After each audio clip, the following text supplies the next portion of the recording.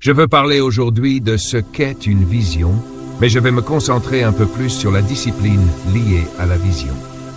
La discipline de la vision. Je vais aussi faire un bref rappel pour ceux qui n'étaient pas avec nous précédemment. Prenez des notes, s'il vous plaît. Je vais vous donner une définition succincte de la vision. Je vais avancer rapidement, alors écoutez avec attention.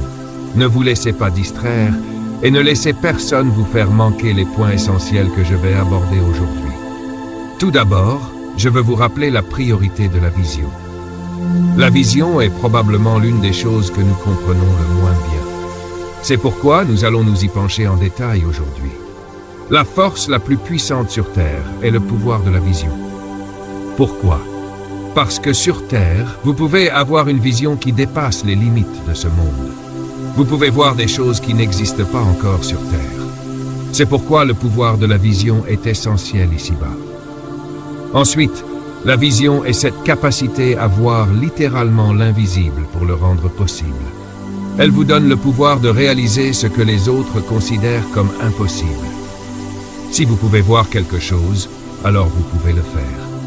La vision est aussi donnée à une personne, mais elle doit être accomplie par un groupe de personnes. Une des choses que nous avons apprises dans cette série, c'est que Dieu ne donne jamais de vision à un groupe. La Bible ne montre aucun exemple où Dieu a donné une vision à un groupe de personnes. Il donne toujours une vision à un individu. Chacun d'entre vous a une vision personnelle. Cependant, il existe des visions privées et des visions collectives données par Dieu. Les visions collectives sont données à une personne pour être accomplies par un groupe. Je le répète, les visions collectives sont confiées à une personne, mais leur réalisation nécessite un groupe. Certains d'entre vous portent une vision collective. Il y a des choses que vous êtes censés accomplir, si grandes qu'elles demandent la collaboration de nombreuses personnes. D'autres visions sont plus spécifiques et personnelles. Elles ne nécessitent pas beaucoup de monde, mais elles demandent le soutien de ceux qui vous entourent pour être réalisées. Cette organisation, cette entreprise ou ce ministère repose sur une vision collective. Dieu m'a confié cette vision en tant qu'individu, mais je ne peux pas l'accomplir seul. Dieu rassemble de plus en plus de personnes pour l'accomplir. Il a donné une vision à Moïse, une seule personne, mais il a ensuite rassemblé un peuple pour l'accomplir. Dieu a appelé Paul pour une vision, atteindre les gentils. Mais pour cela, Paul a constitué une équipe avec Silas, Timothée, Barnabas et un groupe de femmes dévouées. Cette équipe a permis de réaliser cette vision. Même Jésus a reçu une vision unique, établir le règne de Dieu sur terre. Sa première tâche a été de choisir un groupe de personnes pour travailler avec lui. La vision n'a pas été donnée aux disciples, mais à Jésus. Son rôle était de transmettre cette vision au groupe, qui à son tour l'a transmise à ce que nous appelons aujourd'hui l'Église. Ainsi, un groupe de personnes accomplit la vision de Jésus. Enfin, la vision est la clé de l'avenir. Toute espérance pour le futur commence par une vision. Ce que vous n'aimez pas aujourd'hui, vous devez le remplacer par ce que vous préférez. En d'autres termes, imaginez un futur meilleur pour ne pas rester prisonnier du présent. C'est ce que permet la vision. Elle constitue donc un facteur critique d'espérance. Qu'est-ce qu'une vision? Voici une définition. La vision vient du mot grec optika, qui signifie ce qui devient visible, ou une vision au-delà de la vision. En d'autres termes, ce que vos yeux voient est limité à ce que votre cœur peut percevoir. Il existe donc deux types de visions. La vision naturelle, fournie par vos yeux, et la vision du cœur, qui provient de votre esprit. La vision est ainsi une image claire et internalisée d'un futur préférable que vous jugez digne d'être poursuivi. La vision est généralement impartie par Dieu. Je dis généralement parce que parfois, vous pouvez concevoir une idée qui n'est pas la vision de Dieu pour votre vie. Vous pouvez concevoir certaines choses mentalement que vous souhaitez faire, mais elles ne sont peut-être pas la volonté de Dieu pour votre vie. C'est pourquoi, dans cette série, nous enseignons également que la vision découle du but. La différence entre une vision née du but et une vision que vous développez vous-même, c'est que la vision issue du but est liée à votre destinée. Une vision que vous inventez n'est pas liée à votre destinée. Elle ne vous comblera pas, elle vous frustrera. La vision est également une réalité visuelle de votre but. C'est lorsque vous voyez ce pourquoi vous êtes né. La vision est une anticipation avec perspicacité, basée sur une rétrospection.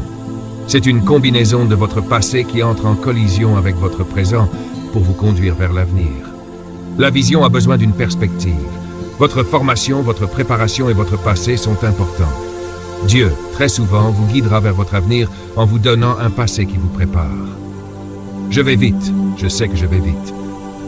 Qu'est-ce que la vision? La vision, encore une fois, vient du mot optique, et cela signifie cette vue de quelque chose au loin.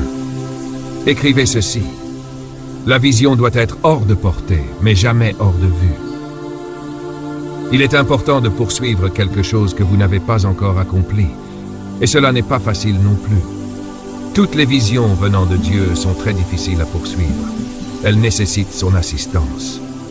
Ainsi, il est crucial de comprendre que la vision consiste à voir l'avenir depuis le présent, à se tenir sur le porche du présent et à voir l'avenir. La vision est une image claire que vous pouvez littéralement écrire en détail. La vision vous empêche d'être déprimé. Parlons un peu de la manière dont la vision impacte votre vie. Quand le but est perçu, la vision naît. La vision est donc un aperçu du but d'une personne. Elle est une manifestation visuelle de votre destinée. La vision est la clé d'une vie efficace et focalisée. La vision est la source de l'espoir. Elle n'est pas une invention humaine. C'est quelque chose qui est inspiré par Dieu, soufflé en vous par son esprit. En fait, tout le monde ici, et tous ceux qui regardent ce programme, j'aimerais faire une annonce. Votre vision n'est pas devant vous. Elle est en vous. Vous êtes né avec votre but en vous. Votre but ne vous parvient pas. Vous le découvrez. Je dis toujours cette histoire. Si Dieu voulait cacher quelque chose de vous, mais voulait s'assurer que vous le trouviez, il le cacherait dans un endroit où vous ne pourriez pas le manquer. C'est en vous. Le livre des Éphésiens, chapitre 3, verset 20, dit ceci. Notez la référence. À celui qui peut faire infiniment au-delà de tout ce que nous demandons ou pensons, selon la puissance qui agit en nous. En d'autres termes, Dieu veut accomplir ce qui est en vous. Et ce qui est en vous, selon Dieu, est si grand que vous ne pouvez jamais suffisamment le définir ou l'exprimer pour le couvrir entièrement. C'est une vérité incroyable. Voilà pourquoi Dieu dit « Je ferai au-delà de ce que tu me demandes ». Pourquoi? Parce que ce que tu me demandes ne couvre pas tout ce que tu portes en toi. Il dit « Je ferai au-delà de ce que tu demandes ou imagines ». Si tu peux y penser et que tu penses grand, ce n'est pas encore assez grand pour couvrir ce que j'ai placé en toi. Alors, je dois faire plus que ce que tu imagines.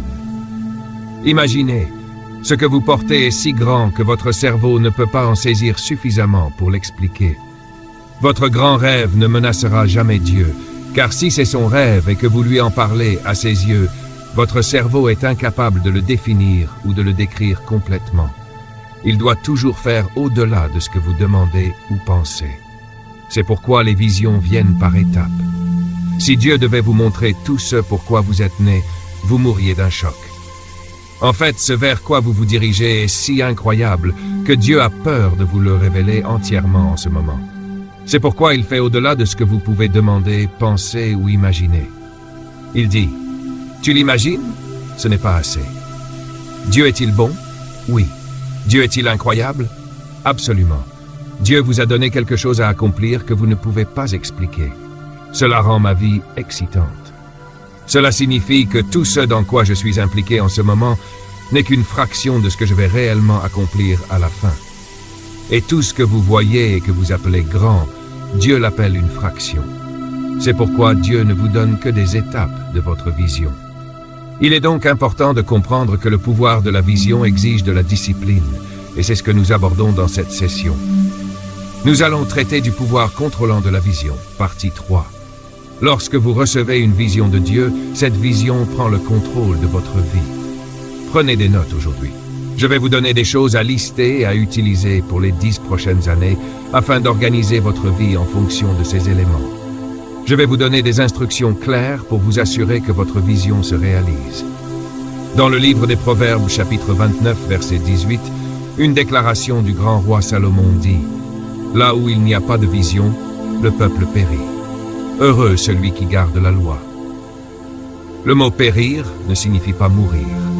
Dans ce contexte, il s'agit d'un mot hébreu qui signifie perdre le contrôle, manquer de retenue ou encore être sans discipline. Salomon dit que si une personne n'a pas de vision pour sa vie, elle perd son autodiscipline. Maintenant, il ne parle pas seulement d'une personne, mais aussi d'une communauté, d'une organisation ou d'un pays. Là où il n'y a pas de vision, les gens deviennent incontrôlables, désorganisés et font tout et n'importe quoi à n'importe quel moment. En d'autres termes, la vision, selon Salomon, vous force à organiser votre vie. La vision vous emprisonne pour que vous puissiez l'accomplir. Découvrir une vision peut être dangereux, car cela pourrait vous faire perdre des amis. Les personnes avec une vision deviennent très ciblées et limitées dans leur approche. La vision est la source de l'autodiscipline. Lorsqu'une personne découvre la vision pour sa vie, elle commence automatiquement à développer son leadership. Un leader est quelqu'un qui poursuit quelque chose qui vaut la peine de sacrifier sa vie. Ainsi, les hommes ou les femmes avec une vision claire mènent une vie très ciblée et simple. Quand vous découvrez votre vision, votre vie devient simple, car vous savez quoi faire à tout moment. J'ai mentionné cela dans notre premier segment de cette série. La chose la plus difficile dans la vie n'est pas de prendre des décisions, mais de savoir quelle décision prendre. L'autre difficulté est de naviguer à travers les alternatives. Si la vie n'avait pas autant d'alternatives, il serait plus simple de se lever le matin en sachant exactement quoi faire. Un ami, Mike Murdock, m'a dit « As-tu remarqué que je ne porte que des costumes noirs ?» Je lui ai demandé pourquoi. Il a répondu « Parce que je ne veux pas avoir à prendre trop de décisions. » Cela montre que parfois, moins d'alternatives signifie plus de simplicité. Pour vous, mesdames, je sais que cela ne fonctionnerait pas. Vous passez peut-être une demi-heure à réfléchir sur votre tenue, même après avoir changé d'avis plusieurs fois pendant la nuit. Mais c'est parce que vous avez tellement d'alternatives. La vision, cependant, simplifie tout. Elle élimine les distractions inutiles et vous permet de vous concentrer sur l'essentiel. Et cela rend la vie plus simple. Alors, lorsque les gens vous demandent de vous impliquer dans certaines choses, votre premier réflexe doit être « Est-ce en accord avec ma vision ?» Écrivez ceci. La vision vous protège de faire de bonnes choses. La plus grande arme de Satan n'est pas de vous amener à faire de mauvaises choses. La plus grande arme de l'adversaire contre votre vie est de vous engager dans de bonnes choses qui ne sont pas les bonnes choses pour vous. La vision vous montre ce qui est juste. La vie vous offre ce qui est bon. Et tant que vous n'aurez pas trouvé de vision, vous ferez beaucoup de bonnes choses qui ne sont pas justes pour vous. Ainsi, vous finirez par être occupé, mais pas efficace. La vie ne consiste pas à être occupé. La vie consiste à être efficace. Parfois, les gens se demandent pourquoi je nomme les choses. Vous savez, notre programme à la télévision s'appelle « Vivre efficacement ». Pourquoi? Parce que les gens ne vivent pas efficacement. Ils sont occupés à aller au travail, à travailler, mais n'accomplissent rien. Qu'est-ce qu'être efficace? Parlons maintenant un peu de comment la vision discipline votre vie. J'ai fait ce commentaire et je veux le répéter. Vous n'êtes pas nés pour tout faire. Dites tous « gloire à Dieu ». Levez la main et dites « gloire à Dieu ». Faites-le avec émotion. « Gloire à Dieu ». N'est-ce pas une bonne nouvelle? Vous n'êtes pas nés pour tout faire. Cela m'a libéré il y a des années. Parce que si vous êtes impliqué dans tant de choses, vous ne faites en réalité rien. Vous êtes une personne inutile. Avez-vous déjà vu un oiseau essayer d'être un cheval? Avez-vous déjà vu un poisson essayer d'être un chat? Non, n'est-ce pas? Avez-vous déjà vu une vache essayer d'être un oiseau? Non. Nous sommes les seules créatures qui continuent d'essayer d'être d'autres personnes. Un oiseau est parfait en vol parce que c'est tout ce qu'il fait. Un poisson est parfait en nageant parce que c'est tout ce qu'il fait. Mais nous, notre nom est Jack. Jack de tous les métiers et maître en rien. Laissez-moi vous dire quelque chose d'important. Écrivez le mot dominion à nouveau. Revenons à ce mot une seconde. Tout le monde dit dominion. Écrivez-le à nouveau, car vous devez vous en rappeler. C'est l'année 2003. Ne perdez pas une autre année. Je vais vous bénir aujourd'hui. Vous avez été créé pour vous concentrer et pour être une concentration. Le mot dominion est utilisé par Dieu pour décrire pourquoi il vous a créé. Dieu a dit, « Faisons l'homme à notre image, selon notre ressemblance, et qu'il domine sur la terre. » Le mot dominion signifie gouverner, régner, diriger, mais il signifie aussi en hébreu maîtriser. Écrivez-le, maîtriser. Dieu a dit qu'ils aient la maîtrise. En d'autres termes, vous êtes né pour maîtriser quelque chose. Quiconque maîtrise quelque chose sera recherché. C'est pourquoi vous devez rester fidèle à ce pourquoi vous êtes doué. C'est pour cela qu'ils viennent à vous sans cesse. Si vous fuyez, vous serez déprimé. Mais si vous restez fidèle, vous serez poursuivi. Prenez un oiseau une fois. Essayez ceci, ou peut-être pas. Mais j'ai essayé une fois enfant aux Bahamas. Mon frère avait des pigeons. Il les gardait dans des cages, ces pauvres pigeons. Un jour, j'ai pris un pigeon, un bel oiseau, et il y avait un grand bac d'eau dans la cour pour recueillir l'eau de pluie. Je me suis demandé, que ferait un oiseau si on le mettait sous l'eau? Alors je l'ai mis dans l'eau. Au début, l'oiseau a bougé, puis il s'est calmé. Je me suis dit qu'il se relaxait. Quand je l'ai sorti, il semblait relaxé, mais il ne bougeait plus. Pourquoi cet oiseau est-il mort? Parce que je l'ai mis dans un environnement pour lequel il n'était pas créé. C'est pourquoi, si vous ne trouvez pas votre place dans la maîtrise de quelque chose, tout ce que vous faites vous tue. Le but préserve votre vie. Ce qui vous maintient en vie, c'est de rester dans votre domaine de maîtrise. Tout ce que vous maîtrisez vous rend précieux. Écrivez cette déclaration. Ne cherchez pas le succès. Cherchez à être précieux. Ne cherchez pas à être couronné de succès. Cherchez à vous rendre précieux. Les gens recherchent la valeur. C'est pour cela qu'ils dépensent leur argent. Et la seule manière de devenir précieux est de vous concentrer, de maîtriser quelque chose, de devenir connu pour quelque chose. Et les gens paieront pour cela.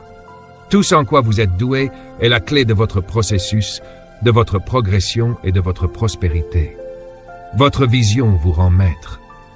La vision est la capacité de voir au-delà du présent, de créer ce qui existe, mais qui ne peut pas encore être vu. Une fois que vous comprenez où Dieu veut vous emmener, vous commencez à faire tout ce qui est nécessaire pour vous y préparer. Préparez-vous à y aller. Vous ne vous réveillez pas un matin et atteignez soudainement votre vision, mais vous vous préparez pour cela. La vision est le principal moteur de toutes les actions qu'un être humain entreprend. Cela signifie que chaque acte que vous posez dans une journée devrait être, d'une certaine manière, lié à la raison pour laquelle vous êtes né. Chaque acte. La vision devrait être la raison de vos activités. Dans ce ministère, tout ce que nous faisons doit être vérifié pour s'assurer que cela nous conduit à aider les gens à découvrir leur but, leur potentiel et leur leadership. Tout doit toujours être guidé par cette mission unique. Nous ne sommes pas une église ordinaire. Donc si vous cherchez une église ordinaire, il vous faudra aller ailleurs. Et je ne me sentirai pas mal si vous partez. Dieu peut vous bénir ailleurs. Mais si vous voulez devenir un leader qui change le monde et impacte la société, alors ceci est votre maison.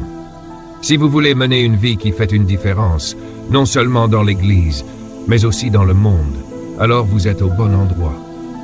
Si vous voulez mener une vie qui fait une différence et pas seulement un profit, alors c'est ici qu'il faut être.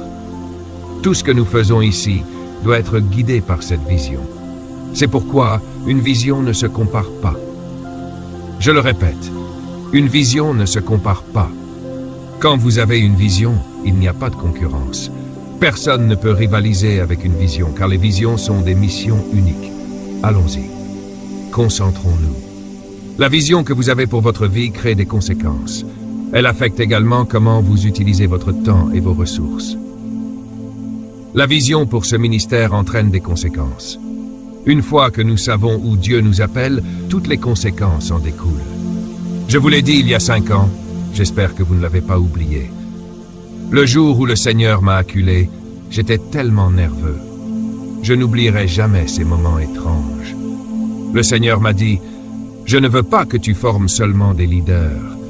Je veux que toute l'organisation devienne un leader. » Cela veut dire que tout dans ce ministère doit refléter ce que nous prêchons, l'heure à laquelle nous arrivons, comment nous nous déplaçons sans distraire les autres, comment nous nous habillons, l'apparence du bâtiment, ce que nous produisons, tout doit refléter l'excellence. Jésus n'a pas simplement apporté le salut, Les missions ne produisent pas cela. Elles incarnent cela. C'est pourquoi lorsque Marie a reçu la visite de l'ange, celui-ci lui a dit qu'elle aurait un fils, mais qu'elle ne pourrait pas le nommer. Pourquoi? Parce qu'en culture hébraïque, le nom d'une chose définit ce qu'elle est. Quand Moïse a demandé à Dieu « Quel est ton nom ?» en hébreu, cela signifie « Que représentes-tu » Et Dieu a répondu « Je suis ce que je suis », ce qui signifie « Je serai tout ce dont tu as besoin que je sois ». Voyez, Dieu ne pouvait pas donner un seul nom à Moïse, car Dieu est tout ce dont vous avez besoin. Je vais m'exclamer tout seul un instant. Donc, Dieu a dit « Moïse, oh mon nom dépend de ce dont tu as besoin ». Moïse est le premier humain à écrire le nom de Dieu sur papier, du moins autant que nous le savons. Rappelez-vous que Moïse a appris à écrire chez les Égyptiens, où il a vécu. Les Égyptiens ont été les premiers à inventer le papier et à avoir un alphabet. C'est pourquoi Dieu l'a envoyé à l'université en Égypte. Il avait besoin de quelqu'un pour écrire. Dieu est intelligent de toute façon. Ainsi, Moïse a écrit le nom de Dieu comme ceci. Il a écrit le nom Jéhovah, qui signifie tout-puissant, puis il a laissé un espace vide. Chaque jour, Moïse changeait ce nom, Jéhovah Shalom. Je veux dire, aujourd'hui, j'ai besoin de paix. Mais demain, je n'aurai pas besoin de paix. J'aurai besoin de nourriture. Donc c'est Jéhovah Jireh. Maintenant, je n'ai plus besoin de nourriture. Je suis malade. Alors c'est Jéhovah Rapha. Laissez-moi vous dire quelque chose à propos de recevoir de Dieu. Quand vous prononcez les noms de Dieu, ce ne sont pas seulement des noms. Ce sont des manifestations de ce qu'il est pour vous à ce moment-là. Je ne peux pas expliquer complètement l'hébreu. Mais si vous êtes malade et que vous dites Jéhovah Rapha, vous dites littéralement « deviens guérison pour ma maladie ». Et Dieu devient littéralement la guérison là où se trouve votre maladie. Peut-être que c'est pour ça que vous n'êtes pas encore complètement guéri, parce que vous utilisez son nom comme un titre ou une étiquette, alors qu'en fait, c'est une appropriation de sa manifestation.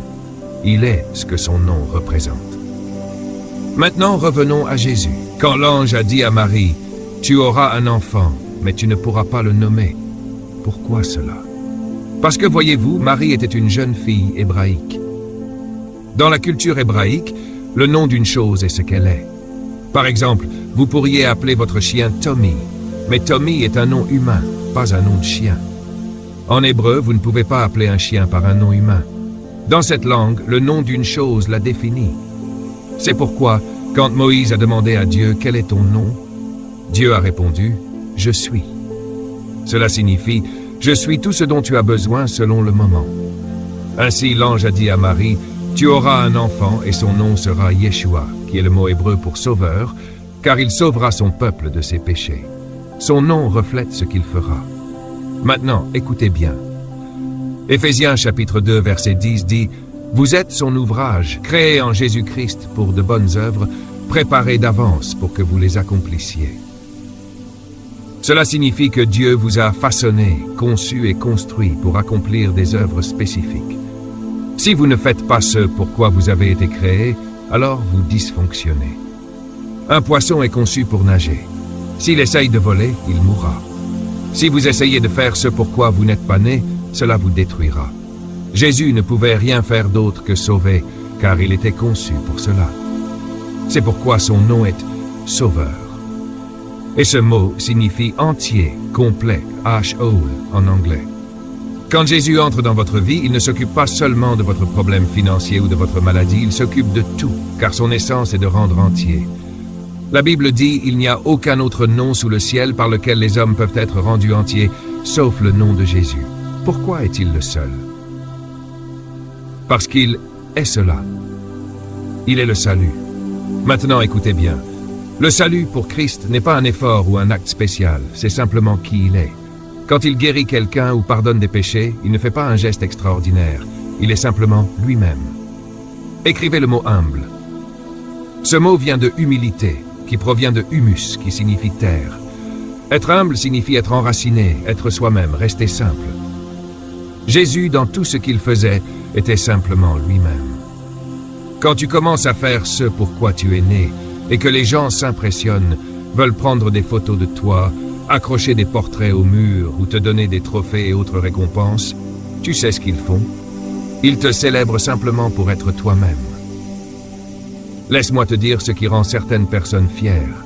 Faire quelque chose qu'elles n'étaient pas nées pour faire.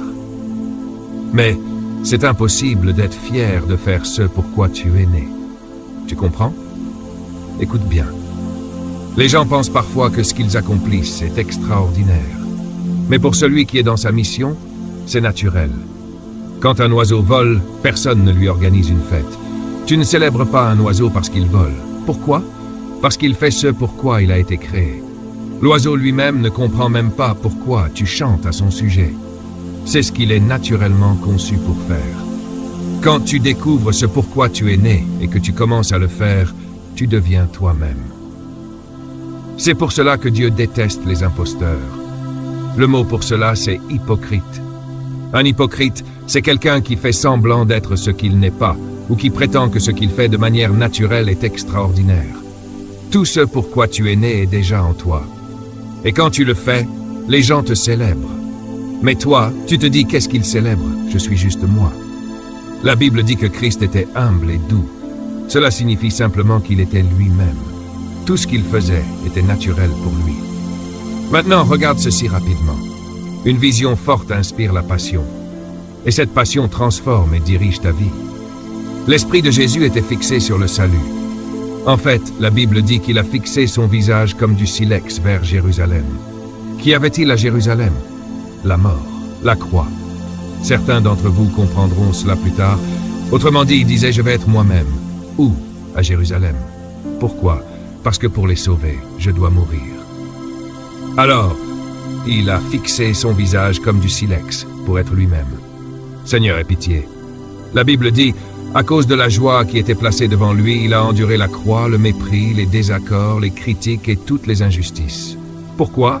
Parce qu'il était déterminé à être lui-même, même si cela devait le tuer. Dis avec moi, je serai moi-même, même si cela doit me coûter la vie. Maintenant, dis le plus fort, je serai moi-même. Frappe du poing et dis-le, je serai moi-même, même si cela doit me coûter la vie. Tu ne réussiras jamais sans cet état d'esprit. Tu dois fixer ton regard comme du silex sur cette vision de ce que tu veux devenir. Et tu dois être prêt à perdre des amis, à t'éloigner de certaines personnes, à organiser ta vie, à éviter les distractions inutiles. Pourquoi? Parce que ta vision discipline ta vie. Quand on a demandé à Jésus de s'impliquer dans des choses qui n'étaient pas sa mission, il a répondu « Non, ce n'est pas pour ça que je suis ici ». Il savait ce qui n'était pas en accord avec son but.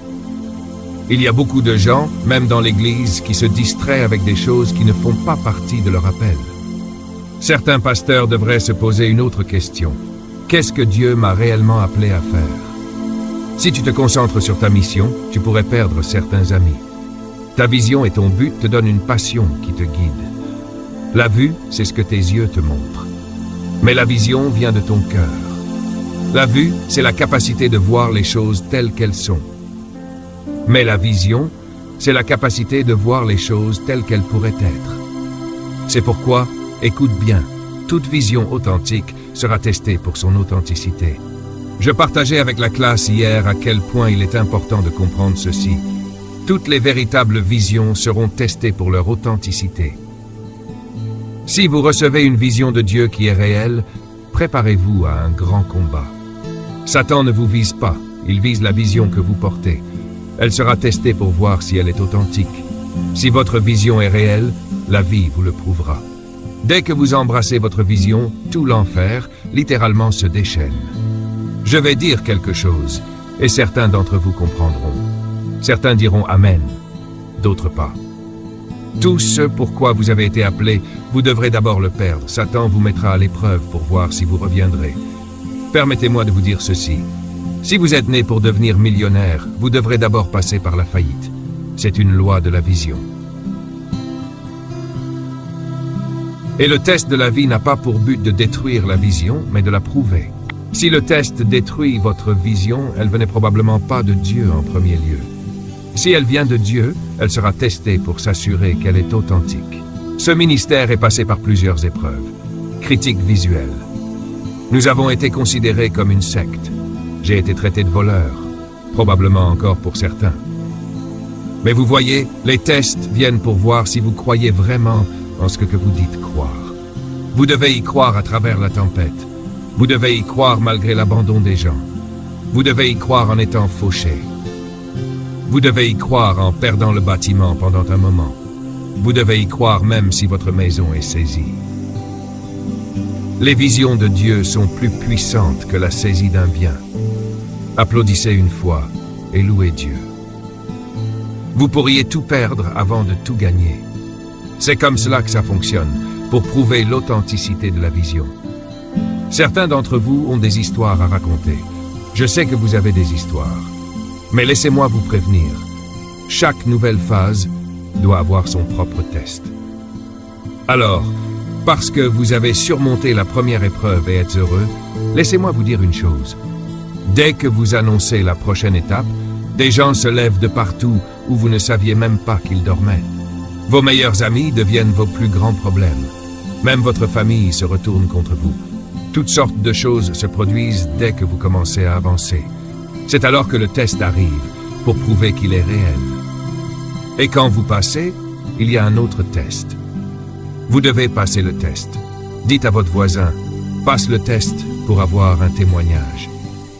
Dieu permet le test pour prouver la vision à vous, pas à lui. Il sait déjà ce qui est sien. Vous ne savez pas ce qui est sien.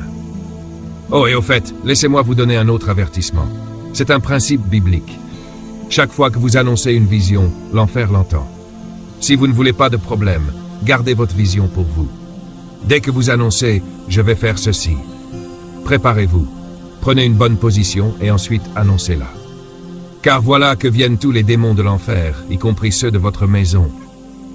Et cela inclut la maison de Dieu. Préparez-vous pour la tempête. Mais si c'est fondé sur le solide rocher de la parole de Dieu, les tempêtes peuvent venir.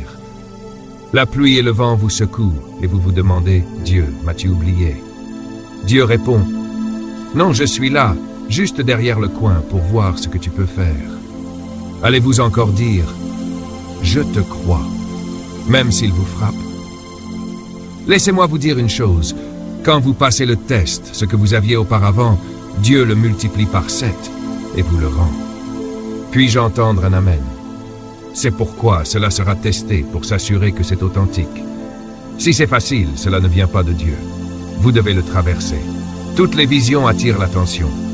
Je sais que Pierre a dit un jour à Jésus, « Jésus, je ne te quitterai jamais. Je ne t'abandonnerai jamais. Je mourrai pour toi. » Et Jésus a répondu, « Oh, tu n'aurais jamais dû dire cela. » Puis il a dit, en ce moment même, « Satan a demandé à te passer au crible comme du blé. » Mais Jésus a ajouté, « J'ai prié pour que ta foi ne défaille pas dans la tempête. » Et quand tu auras traversé cela, il a dit, « Maintenant, tu pourras fortifier tes frères. Parce que tu reviendras avec des cicatrices, boitant, disant, j'ai traversé cela. Et quand d'autres traverseront leurs épreuves, tu leur diras, tu peux le faire aussi. Applaudissez et dites Amen. C'est pourquoi vous devez passer par là. Dis à ton voisin, je suis normal. Je suis au milieu d'une tempête. Perdre de l'argent fait partie du processus. Se battre, gratter et chercher ne signifie pas que Dieu te veut pauvre, mais qu'il te prépare pour la richesse. Laisse-moi crier tout seul. J'essaie de rester calme parce que je suis à la télé. Parfois tu ressens cela, Dieu, tout ce que j'avais est parti. Et Dieu répond, c'est bien. Puis il demande, crois-tu toujours? Voilà la question, crois-tu encore à la vision? Jésus a dit aux gens, j'ai reçu ce commandement de mon Père. Le commandement signifie une promesse. Il a dit, si je dépose ma vie, je la reprendrai. C'était un homme qui parlait et il était inquiet. La seule chose qu'il a emportée dans la tombe, c'était une promesse de Dieu. Il a dit, je vais de l'autre côté, mais cette promesse, Dieu me l'a donnée. Si je traverse cette tempête avec ma vision, elle en sortira intacte. Certains d'entre vous ont perdu leur maison, leur voiture, leur dignité. Je vais vous prophétiser. Dieu vous dit aujourd'hui que vous êtes qualifiés. Il est temps qu'il vous donne de nouveaux vêtements, une maison 2 fois plus grande, et plus de voitures que vous n'en avez jamais eues.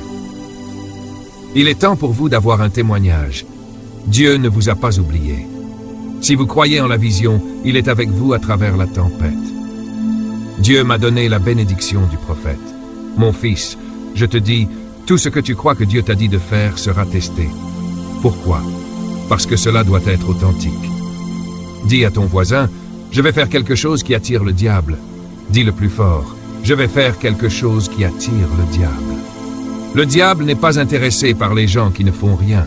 Tu n'as même pas idée des défis qui viendront lorsque tu décideras de vivre pieusement en Jésus-Christ.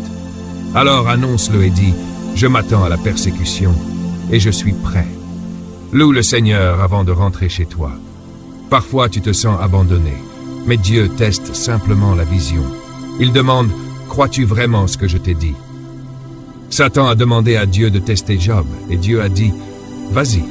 Satan a pris sa maison, sa voiture, ses vents, sa femme et son argent. Mais Job a dit, même s'il me tue, je continuerai à croire en lui. Quelqu'un devrait dire Amen. Même lorsque tout le monde te tourne le dos, dis, je continue à croire ce que Dieu m'a dit. Je mettrai ma confiance en lui. Ta vision sera testée. Dans les 3 prochaines années, on ne te reconnaîtra pas. On dira, je pensais que c'était fini pour toi. Mais tu diras, non, je traversais simplement une résurrection. Le test est là, mais tu vas en sortir. Peu importe combien tu perds, cela fait partie du processus. Jésus a tout perdu, mais il est revenu. Loue Dieu. Tu reviendras avec 2 fois plus que ce que tu avais avant. Dieu dit, tu reviendras. Je sens l'Esprit de Dieu dire, prépare-toi à te lever et à sortir de cette situation. Tu sors de ces difficultés. L'Esprit de Dieu est sur moi, et je prophétise. Chaque test que tu traverses, tu le réussiras, et tu feras honte au diable, tout en glorifiant Dieu. Dieu dit, ce n'est pas à travers les bons moments que je te fais briller, mais à travers les moments difficiles. Je vais te montrer au grand jour pour que tout le monde voie ce que je peux faire avec quelqu'un que tout le monde a oublié. Je vais reconstruire en toi un esprit de victoire.